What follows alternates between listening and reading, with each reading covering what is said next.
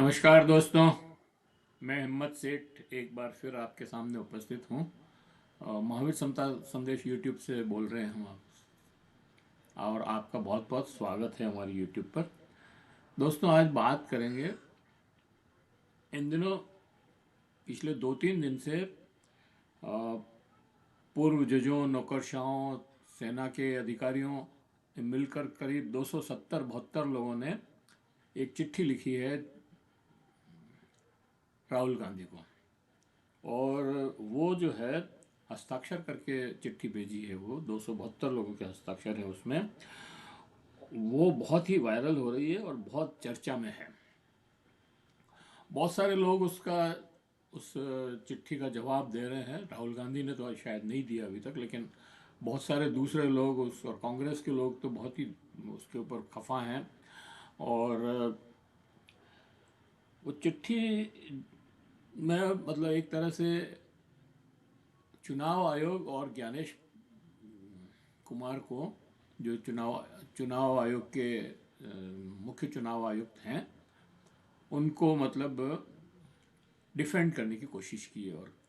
और राहुल गांधी पे आरोप लगाया कि आप ज़बरदस्ती जो है संवैधानिक संस्थाओं को बदनाम कर रहे हैं और इनकी क्रेडिबिलिटी कम कर रहे हैं। इस पर कई लोगों ने लिखा है, संस्थाओं पर सवाल उठाना हमला नहीं, लोकतंत्र की बुनियाद है। और आरोप बेबुनियाद नहीं है, ठोस आंकड़े और पैटर्न मौजूद है। राहुल गांधी ने धमकी नहीं दी, जवाबदेही की बात है। आपका पत्र खुद संस्थाओं का दुरुपयोग है। असली खतरा संस्थाओं की विश्वसनीयता का ईसी का रवैया है। और निष्कर्ष कुल मिलाकर के ये है कि आपने लिखा कि हम संस्थाओं को कमज़ोर कर रहे हैं। सच ये है कि आप जैसे लोग संस्थाओं को सरकार का पिछलग्गू बनाने में लगे हुए हैं। लोकतंत्र में सबसे बड़ी ताकत जनता का संदेश है, उसकी आवाज़ है। उसे वैमनस्य कहकर दबाया नहीं जा सकता। इसी में सच निष्पक्ष है तो पूरी पारदर्शिता से जांच करवाएं। सभी ईवीएम वीवीपैट का मिलान, वोटर लिस्ट का स्वतंत्र ऑडिट कराएं। जो डरता है वह छिपाता है। दोस्तों, वास्तव में तो ये चिट्ठी जो है राहुल गांधी को नहीं लिखनी चाहिए थी। ये राहुल गांधी के बजाय राष्ट्रपति को, प्रधानमंत्री को और सुप्रीम कोर्ट के मुख्य न्यायाधीश को चिट्ठी लिखनी चाहिए थी और कहना चाहिए था कि भाई ये जो आरोप इन्होंने लगाए हैं राहुल गांधी ने, इसकी सत्यता क्या है, इसकी जांच होनी चाहिए और निष्पक्ष जांच होनी चाहिए। हो सके तो सुप्रीम कोर्ट के किसी जज के द्वारा होनी चाहिए, ताकि दूध का दूध और पानी का पानी हो सके। उसके बजाय इन्होंने मतलब राष्ट्रपति को और सुप्रीम कोर्ट को और प्रधानमंत्री को चिट्ठी न लिख करके इन्होंने राहुल गांधी को चिट्ठी लिखी और राहुल गांधी से ये कहा कि भाई आप जो है ये गलत कर रहे हो कि चुनाव आयोग पे आप बेबुनियाद आरोप लगा रहे हो, जबकि बेबुनियाद नहीं है। उन्होंने पूरे दस्तावेज प्रमाण दिए हैं और तब आपको उन प्रमाणों को देखना चाहिए था, उनकी जांच करवानी चाहिए थी। अगर आप जांच करवाते और निष्पक्षता से जांच करवाते तो समझ में आती बात कि आप जो कह रहे हैं वो सही है। तो दोस्तों, पूरी बात शुरू करें उसके पहले मैं आपसे ये अपील करना चाहता हूँ कि अगर आपने अभी तक भी हमारे यूट्यूब चैनल महावीर समता संदेश को सब्सक्राइब न किया है तो सब्सक्राइब कर लें, बेल आइकन दबाना न भूलें। और अगर आपको वीडियो अच्छे लग रहे हैं तो लाइक करें, फॉरवर्ड करें और लोगों को भेजें, अपने मित्रों को सोशल मीडिया पे भी डालें। और अभी तक भी अगर आपने हमारे यूट्यूब चैनल को सब्सक्राइब न किया है तो सब्सक्राइब कर लें, बेल आइकन दबाना न भूलें और कमेंट बॉक्स में जाएं, कमेंट लिखें, सुझाव दें। आपके कमेंट और सुझाव हमें और बेहतर करने की ओर अग्रसर करेंगे। तो दोस्तों, मैं अब फिर से शुरू करता हूँ पूरी बात को। आज हम एक बहुत ही गंभीर मुद्दे पर बात करनी है और इस बात को समझना जरूरी है क्योंकि मामला सिर्फ एक चिट्ठी का नहीं है, ये मामला लोकतंत्र और नागरिक अधिकारों का है। पिछले दिनों 272 पूर्व अधिकारियों ने राहुल गांधी को एक खुली चिट्ठी लिखी। अब पहली नज़र में लगेगा कि सिर्फ एक असहमति है, लेकिन जब इस चिट्ठी को ध्यान से पढ़ते हैं तो समझ आता है कि ये सिर्फ राय नहीं है, ये राजनीतिक प्रतिक्रिया है। अब सवाल ये है कि ये 272 लोगों की चिट्ठी विपक्ष के नेताओं को क्यों लिखी। प्रश्न तो चुनाव आयोग से जुड़ा था।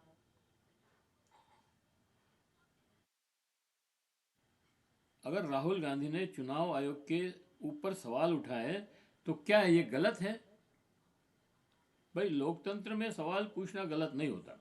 सवाल ही तो व्यवस्था को सुधारते हैं। सवाल उठाते हैं तब ताकि सिस्टम जवाब दे, ताकि सुधर सके। लेकिन यहाँ उल्टा हो गया, जिसने सवाल पूछा उसके खिलाफ चिट्ठी लिखी गई और संस्था को जवाबदेह बनाने के बजाय उसे छूने मत वाली मानसिकता बना दी गई। अब एक और बात, जब इन 272 नामों की सूची देखें तो एक पैटर्न साफ दिखाई देता है। इसमें से कुछ लोग पहले से भाजपा के सदस्य हैं, कई ऐसे हैं जिन्हें पद से रिटायर्ड हुए और भाजपा के सदस्य बन गए। कुछ ऐसे भी हैं जो भाजपा के मंत्री हैं, उनकी पत्नियां हैं, जैसे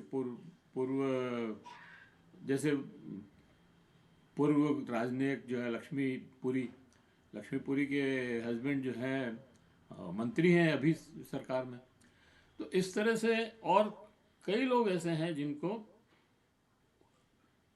भाजपा के कहने से, मतलब सरकार के कहने से काम करने पर उन्हें पुरस्कृत किया गया।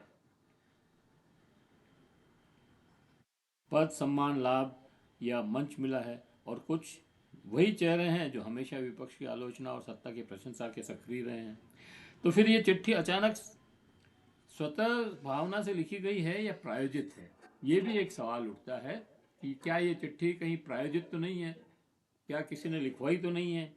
यह भी बहुत संभव है कि चुनाव आयोग के प्रमुख ज्ञानेश कुमार, जिन पर सवाल उठे हैं, उन्होंने इस प्रतिक्रिया को संगठित कराया हो ताकि अपना बचाव हो सके। क्यों, सोचिए, अगर कोई ईमानदार है तो वो क्या करेगा? वो कहेगा जांच कराइए, सब सामने आ जाएगा। लेकिन यहाँ क्या हुआ? जांच की मांग नहीं की गई, बल्कि आलोचना करने वालों पर सवाल खड़े कर दिए गए। उन्हें देशद्रोही और संस्थाओं का विघटनकारी बता दिया गया। अब इसमें सबसे बड़ी बात यह है कि अगर इन अधिकारियों को सच में चुनाव आयोग की छवि की चिंता होती तो चिट्ठी राहुल गांधी को नहीं लिखते। चिट्ठी जाती प्रधानमंत्री को, राष्ट्रपति को या सुप्रीम कोर्ट के मुख्य न्यायाधीश को, और उसमें लिखा होता कि इन आरोपी की निष्पक्ष जांच कराई जाए। लेकिन उन्होंने ऐसा नहीं किया। क्योंकि उद्देश्य संस्था को मजबूत करना नहीं था, उद्देश्य राजनीतिक प्रतिक्रिया देना था। और लोकतंत्र में यह तरीका बेहद खतरनाक है, क्योंकि जब सवाल पूछने वाला को ही गलत कहा जाने लगे और संस्थाओं को आलोचना से ऊपर माना जाने लगे तो समझिए लोकतंत्र सत्ता में बदल रहा है और सत्ता जवाबदेही से दूर भाग रही है। इसलिए बात सीधी है, सवाल पूछना अपराध नहीं है। क्या सवाल पूछना अपराध है? सवाल पूछना लोकतंत्र का हक है और जवाब देना सत्ता की जिम्मेदारी। 272 लोग मिलकर चिट्ठी लिख सकते हैं, लेकिन अगर संस्थाएं सच में निष्पक्ष है तो एक निष्पक्ष जांच से उन्हें डर क्यों लग रहा है? अंत में बस एक बात कहकर खत्म करता हूं, लोकतंत्र सत्ता से नहीं, नागरिकों के सवाल से मजबूत होता है। धन्यवाद। जय संविधान। तो दोस्तों, ये वो जो चिट्ठी 272 लोगों की जो चिट्ठी लिखी, 272 लोगों ने जो चिट्ठी लिखी, जिसमें भाजपा के काफ़ी सदस्य हैं और 133 लोग तो सेना के हैं। अगर सेना के लोग राजनीति में आते हैं, राजनीति करते हैं, तो कोई ऐतराज़ नहीं है, राजनीति करें, पर फिर उनको उसका जवाब सुनने की भी धैर्य रखना पड़ेगा। उनको ये नहीं कह सकते कि सेना पे आरोप लगा रहे हो। कोई भी बोलेगा तो अरे सेना पे आरोप लगा रहे हो, सेना वाले बोल रहे हैं। अरे सेना वाले बोल रहे हैं तो वो राजनीति में बोल रहे हैं ना, सेना के बारे में नहीं बोल रहे हैं। जैसे पुलवामा में हुआ, पुलवामा में कहा कि भाई ये हमला जो है, मतलब पुलवामा में 144, ये जो 44 लोग मरे हैं, इनका क्या वो है। और बालाकोट में जो स्ट्राइक हुई उसमें कितने लोग मरे। आप सेना पे सवाल उठा रहे हैं, सेना पे सवाल उठा रहे हैं, सेना पे सवाल उठा रहे हैं।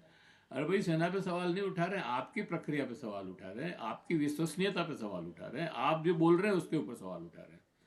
तो ये जो गड़बड़ाने की चीज़ है, इसको देखना पड़ेगा। और मिलिट्री सेना के लोगों को भी ये ध्यान रखना पड़ेगा। अगर आप बोलते हैं तो बचाव में सेना को नहीं लाएंगे, सेना पे राजनीति करना ठीक नहीं है। हम इस वीडियो को यहीं समाप्त करते हैं। आशा करते हैं आपको ये पसंद आया होगा। पसंद आया हो तो लाइक करें, फॉरवर्ड करें और लोगों को भेजें।